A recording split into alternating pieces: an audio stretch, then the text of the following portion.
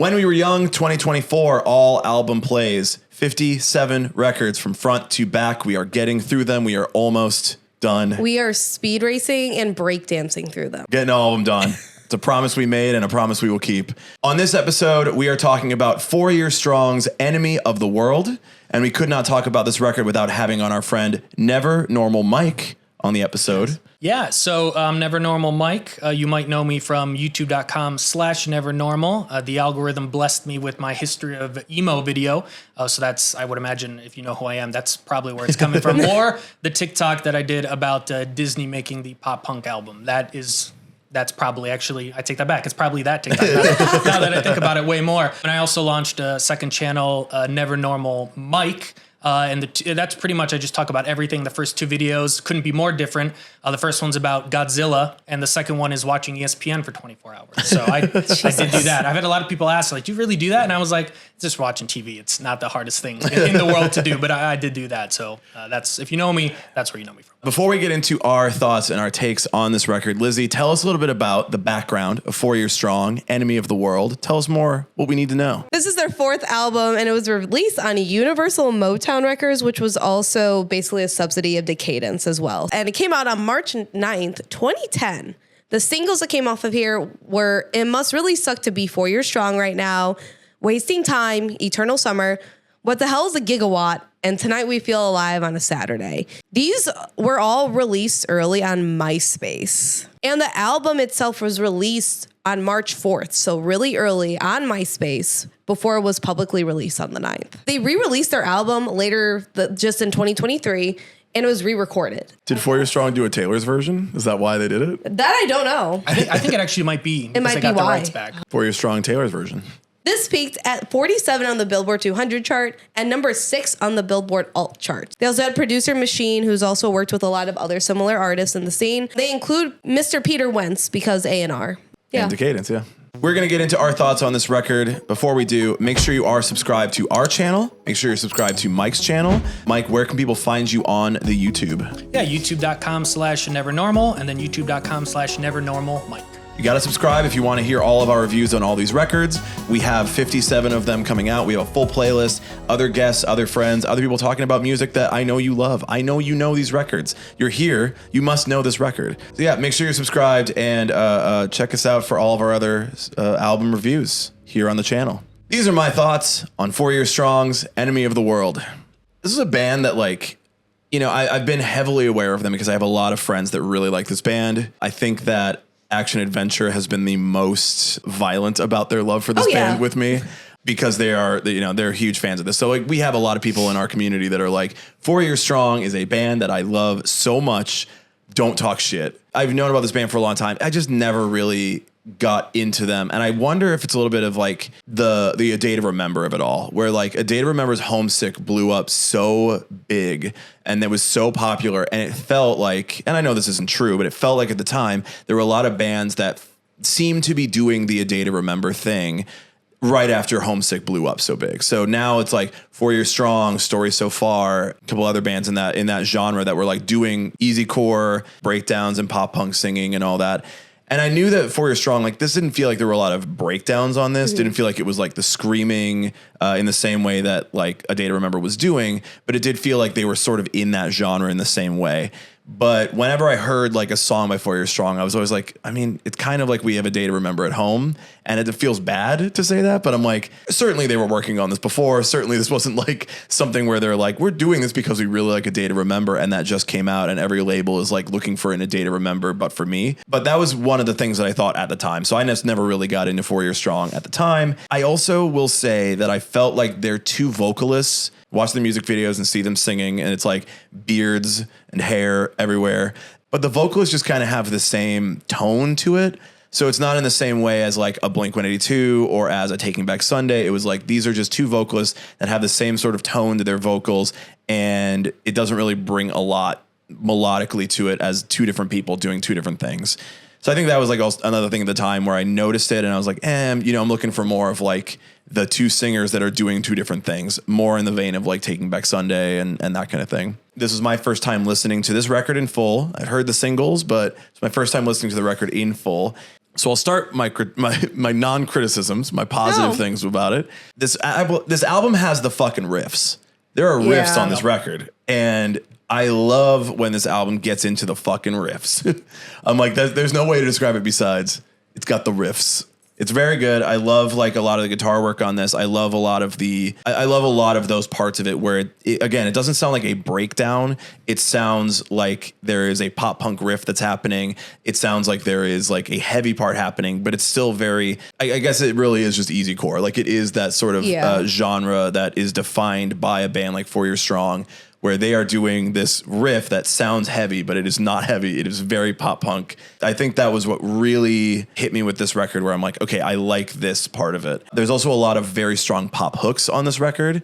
A lot of the choruses are very catchy. They got stuck in my head quite a bit. And I felt strongly about the songs that stuck in my head a lot. And I'll get to that in a little bit. I think my biggest criticism with this record, and one of the reasons why it's not as sticky to me, is the fact that there is like a very consistent plateau that 4 Year Strong hits, and they never really go above it and they never really go below it. Like every song just kind of is like, here's exactly what we do. We're going to do that every single time. And it's like, it's what makes 4 Year Strong 4 Year Strong. It's what makes easycore.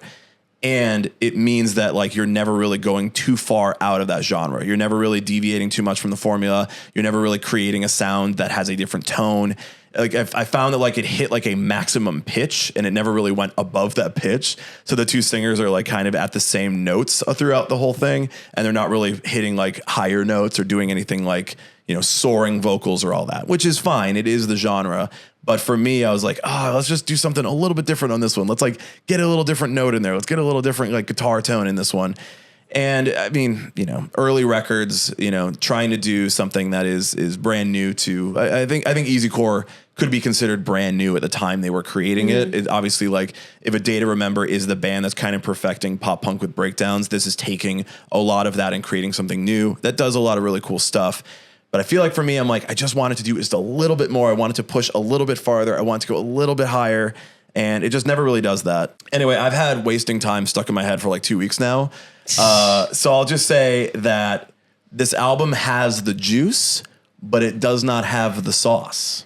Oh. You know what I mean? That's fair. It's got the juice. That's fair. It doesn't have the sauce. And I feel like, you know, 4 Year Strong is a band that's like, we have the juice. We have a good, solid base. Now we're just going to work on perfecting as we stay in our career, stay a band. We're going to work on perfecting that sauce.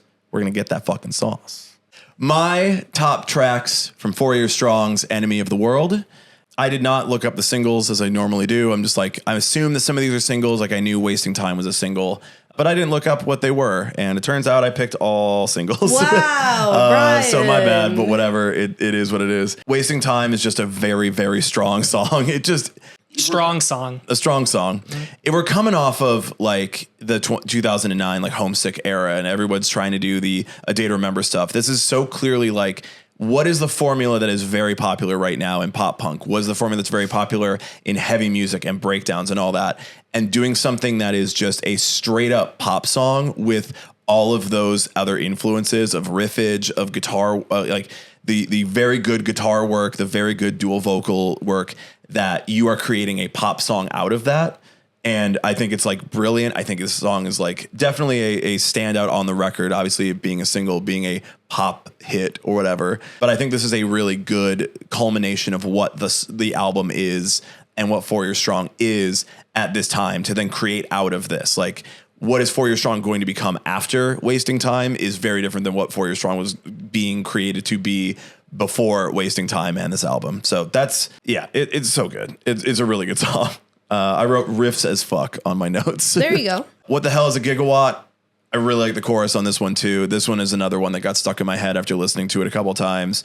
This is one of the songs that has a breakdown, like a proper breakdown on it, where I really thought going into this record there was going to be a lot more proper breakdowns, screaming, shouting. Like, they don't really do screaming, but there is like a shouting vocal throughout the record. Like they just do shouting vocals versus having to do screaming and then more clean singing. They're just kind of that straight tone throughout the record. This is the one where I'm like, okay, you have a proper breakdown here, so you can do it. You know how to do it. They're very clearly like, we will do it when we want to, and we will do it very well when we do it. So they know that they don't have to do it all the time in the same way a lot of other bands were trying to do it. They're like, when we do it, you're going to know, and it's going to be great. And I really liked this record for just having that like one proper, nice breakdown on it. And then It Must Really Suck to Be 4 Years Strong right now. Come on. Like that riff opening the record is insane. It's so good. It's interesting to me as, you know, somebody who has like been in bands and like writing riffs and all that. I don't play guitar, but I can understand a good riff. I'm a riff sommelier, if you will. Okay. Like I understand it. I don't need to know how to do it, but I can understand. But like if you're a wine drinker, right? You don't go and smash the grapes. You just drink the wine, right? But then you're like drinking the wine. You're like, here is all the information you need to know about the wine. No, I wasn't there making it. No, I wasn't in the vineyard. No, I wasn't in the grapes. You know, stepping on the grapes. I wasn't stepping on the grapes, but I can understand all the craftsmanship that goes into it in order to tell you how good the wine is. And in this case, I'm saying that as a person who understands a riff, who can appreciate the craftsmanship that goes into creating a riff such as this on It Must Really Suck to Be 4 Years Strong right now. It's interesting to me how fast this riff is at the beginning, because normally you would hear a riff like this and it would be like slowed down quite a bit. Yeah. And they're clearly like doing this riff as fast as they want to, like more punk on the pop punk side. But certainly like what I would hear from other bands in the same time would be like, we're going to slow that riff down so that it's a little bit easier to play A and B, so that the audience can be more groovy to it. So there's like this weird, like very fast groove going on that I think is really a unique 4 Year Strong thing. And like, it's impossible to deny how strong the riff is to open the song and how good the song goes in from there. Yeah, it's a great start to the record, and there's immediate energy when they come in, when they hit you with it. So unfortunately I picked all singles, but like the singles are good. The singles are really, really strong on this one. I really hope you put Riff Sommelier in all of your social I'm putting Riff profiles Sommelier now. on It's a resume builder. Yeah. That's what it is. Not the resume builder. I'm a riff sommelier. I don't need to know how to make it. I just need to know how to appreciate it. Your ass is going to get ripped in the comments. From what, a guitarist? They're too busy playing guitar. Their fingers are too taken up. Fingers are busy. No comment from me. My least favorite tracks from 4 Year Strong's Enemy of the World. I don't have any specific ones. Okay. Like I said, I do have the nicest thing you said about the record. So I know. That's so crazy. Listen, I find it very strange that this band is not as sticky as I want it to be. I want to be like, I am a 4 Year Strong fan. I will go and see them all the time. You know, I don't have a ton of experience with 4 Year Strong. I've heard many of the singles from, you know, the record before this, Rise or Die Trying, and this one before going into this, but this was my first real experience of sitting with a full 4 Year Strong product that they are saying, listen to this, this will get you into this band. It really is just the same sort of criticisms that I have with some of the pop punk stuff. I would never say like this record has all the same song repeated over and over again. That's not the case with this record. They do different things on everything. What I feel like for me is that I want more of those things that bring it higher. Like I said about it plateauing, it plateaus and then you never really go farther with it. The formula never really changes. They're creating a formula on this. They're creating a full-on genre in some places here that like this is taking all these influences and creating a sound that other people will want to do from this. But to me, it just doesn't stick with me in the same way a band like A Day to Remember does, where you're doing a lot of different things on all the different songs, and like one song sounds like this, another one sounds like this, and you've got like certain moments on the record that you can really pinpoint. I think that the songs are very good pop hooks, they're very good choruses, they're very good riffs. There's a lot of pieces here that go into making really good songs, but in the end, like it just doesn't stick with me enough outside of like, here's a chorus that fucking bangs.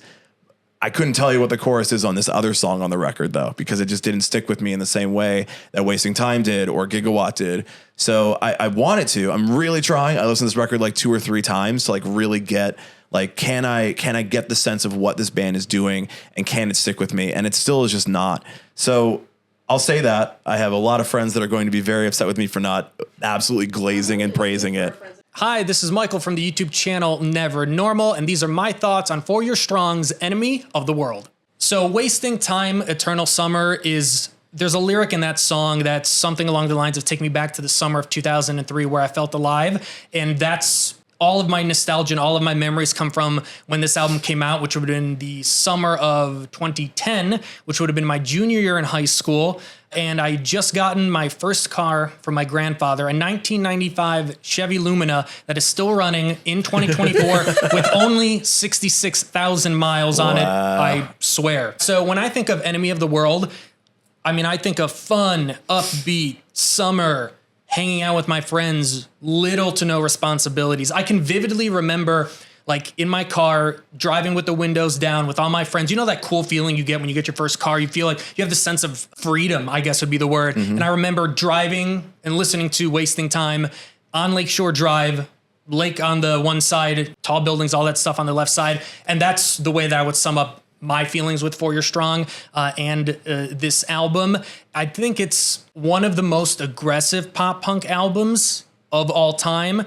And I know a lot of people, you know, say easycore or not easycore. You know, if we're talking like we did a little bit earlier about the big four of easycore, Set Your Goals, Chunk Don't Captain Chunk, Day to Remember, For You're Strong. And I always have to shout out Daggermouth as a band that nobody ever talks about, but they were releasing music right when Set Your Goals was. They just never got popular. So I have to give a shout out to Daggermouth. They also follow me on Twitter. So shout out to you guys. Out of like those big four easycore, I think especially at the time, For You're Strong, nobody was doing anything close to what I have called just like rock and roll. So when For You're Strong released this album, I don't think there really wasn't anything like it. It was fun. It was upbeat. It was summer. But speaking to like Wasting Time, which is easily one of my favorite songs on the album, one of my favorite For You're Strong songs ever. I always thought, and nobody ever appreciated the take at the time, everybody made fun of In Friends We Trust by Chunk No Captain Chunk, but that is all Wasting Time is. It's the same thing. Maybe not as like, not as memeable, I guess is the part that we're all thinking of right now within Friends We Trust, but the same kind of thing, hanging out with your friends, no responsibilities, parties, summer. So like when I say like, you know, driving around in my car, like that's what I'm thinking about with Enemy of the World. A lot of the other pop punk and emo at the time was like, you know, maybe I don't want to talk about like my crush or my breakup or my girlfriend. For You're Strong touched on it a little bit, but it was always so much more like positive. Like earlier I said, they were like the have heart of our kind of like emo pop punk scene. Maybe like a better example is like H2O of our scene. Like every H2O song is like the most positive song that you can possibly have. Even going back to this album, it'd been a long time since I've listened to this, like sat down, took notes and everything and listened to this album. And I think probably up until like Paul Revere, it's pretty like flawless for me. And then like, I feel like, but on most albums, the back end, the second half of the album is always like that, just the way that it goes. But yeah, one of my favorite albums of all time, I think For You're Strong, one of the most consistent bands in our scene. So yeah, to sum up everything about Enemy of the World, in my opinions on For You're Strong, nostalgia, fun, no responsibilities. And as far as like on the music side, it was just more aggressive and more rock and more intense than anything that I had heard at the time, especially in 2010. Here are my top songs from Enemy of the World by For You're Strong. So I don't really have any hot takes. It's for sure going to be Wasting Time. I think that's the definitive For You're Strong song. Even as much as I love the new albums, if someone was like, what's For You're Strong? I'm going to play them Wasting Time.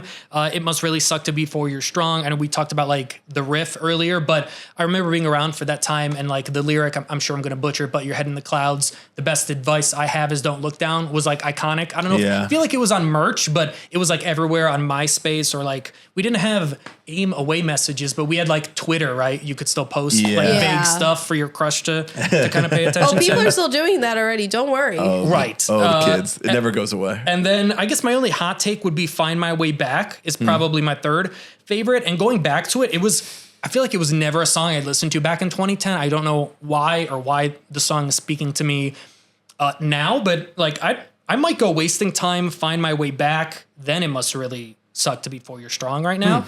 I just think it's like super catchy. Wasting Time is probably obviously the most catchy one. But I'm going to go with Find My Way Back. So those are my top three. Negative, the only real one that I can really like say anything about is probably Paul Revere's Midnight Ride. It just sandwiched between like other good songs on the album. And then Flannel is The Color of My Energy is like another one of my like favorite songs. Like that opening kind of like drum kind of beat or fill or whatever. I'm not a drummer, so I wouldn't know what that is. But you're like, a drum connoisseur. Right, but that, exactly. So that one is catchy enough. Like, so I always either skip or like turn my brain off for Paul Revere. And then like I'm, back into Flannel is The Color of My Energy. And then Enemy of the World, like as a closer, like I think it's okay. I feel like in our scene, the closers like hit and miss. But those are my top 3. And the only real negative one is Paul Revere. But like that's it. I don't have too much to say about like as far as like the negative of Paul Revere. Just on a song that's really upbeat and easy chorus, that's like the one that's the most forgettable. Here are my takes on 4 Year Strong's Enemy of the World. So I never really listened to this band. I never really knew of them or that they were really around. It just wasn't a band that anybody listened to when I was in high school. It just didn't really hit me. So it wasn't until like the last few years that we met a lot more people who really like 4 Year Strong. So I became a little bit more aware of them.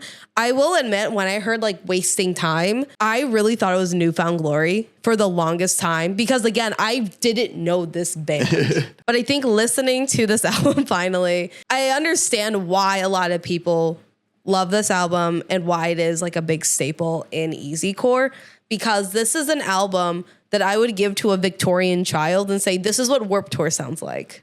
It can be a child today, too. It doesn't have to be Victorian. I think the Victorian I think child they have is a lot more little better. questions about whether this is easycore or not. How do I listen to this? Oh, right. You don't have That's a good one. Anything. Yeah. No, we give them to hear Spotify. Listen to it right now. You're doing too much to a Victorian child. Just make it A phone, or is it an iPad? Yeah. Both are equally Make it a child today. It's a Victorian child. Okay. I think listening to this is the pinnacle of what 2010s pop punk and easycore was during that time, because I have like no actual history with this.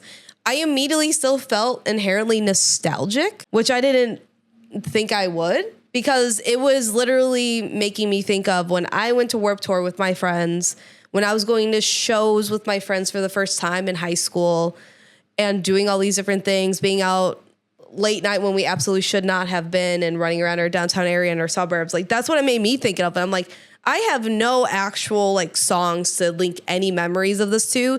It just all comes at once. I think that's a really difficult thing for like any type of band to be able to do, but I think they did it really well. This is essentially something that I would have found on a sample CD at Warped Tour. I really feel. I think this album shows a lot of versatility in what 4 Year Strong is able to do. Even though, like you kind of mentioned, it does plateau a little bit, it still keeps the same energy where you are like this. You are saying like, I'm playing this in the summer. This is a summer album. Yep. 100%. This is something you want to put on when you're like partying with your friends. You're catching up with people. You're driving around. It's just kind of quintessential in that way. It's like a perfect pregame like album. Yeah. Ooh, yeah. I mean, and let alone now, but like, you know, getting into like you were saying, like in high school or something like this easily, like you have a couple Red Bulls, you're ready to go. Yeah.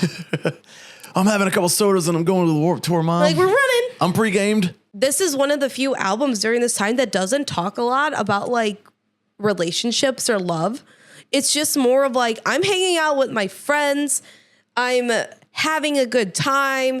I'm maybe going through some introspection, and that's it. We're not really talking about love lost or I hate my girlfriend or anything like that, which was obviously, you know, very normal in the scene, and it still is. But I think also because of the theming of it, maybe that's also why I never really heard too much of it, or like me and my friends in high school didn't really touch on it, because a lot of the stuff we were listening to were like The Used, Hollywood Undead, Chiodos, all these other things that were much more heavily themed of like relationships and love lost and things of that nature as well.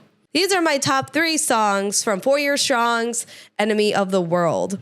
I did really like Tonight We Feel Alive. I will say Tonight We Feel Alive. It almost feels like, it almost doesn't sound like the rest of the album. We didn't talk about that. It really like, doesn't. It's just like we talked about how like A Day to Remember was like kind of that more darker sound, kind of like Set Your Goals was. I think Tonight We Feel Alive is almost more of like a Set Your Goals-y kind of a song than like a 4 Year Strong song. This is where I feel like this is when I heard like more of their versatility. It's like they can get a little bit heavier and a little bit darker while still being able to keep their same essence. And the music video is like, I never got the music video. It's like a war.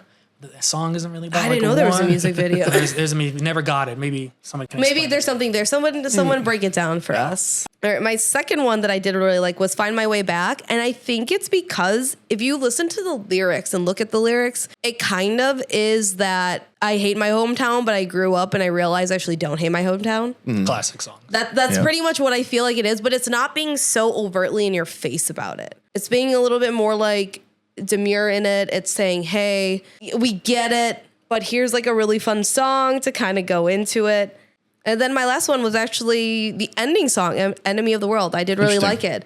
It really does have that all together now. We're in this together. We're trying to get through this. I feel during that time in society and in life, if like, you know, some of us have heard this rather than, oh man, I hate my boyfriend, hate my girlfriend, whatever it is. Hate my small town. I hate myself, everything. You know, this was like, hey, it's okay. And you could just like, you can learn to have a normal one and it will be okay. I think if there was also more messaging of that, maybe like marketing, it might have been received a little bit better in general.